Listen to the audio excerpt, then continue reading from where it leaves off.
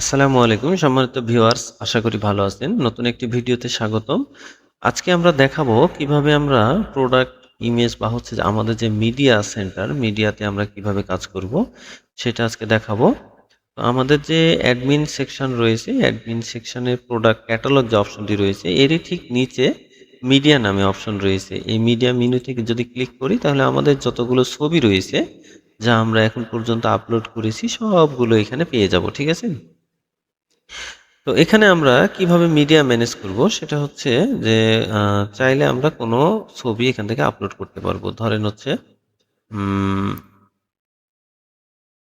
আচ্ছা আমি হচ্ছে এই ছবিটা আপলোড করতে চাচ্ছি। ডাউনলোডে যাই। আচ্ছা আমি হচ্ছে এই ছবিটা আপলোড করতে চাচ্ছি।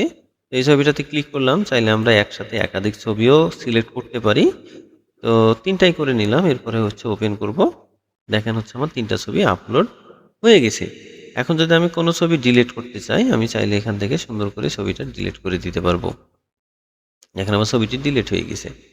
আবার যদি আমি চাই যে এটাকে আমি হচ্ছে কোনো একটা ফোল্ডারে মুভ করে নিয়ে যাব, আমি চাইলে সেটাও করতে পারবো। ঠিক আছে? তো এখান থেকে এই যে ফোল্ডার যে অপশনটি রয়েছে, আমরা এখানে ফোল্ডার ক্রিয়েট করতে পারবো। ফোল্ডার নেম, এরপরে হচ্ছে সাপোজ হচ্ছে আমরা দিলাম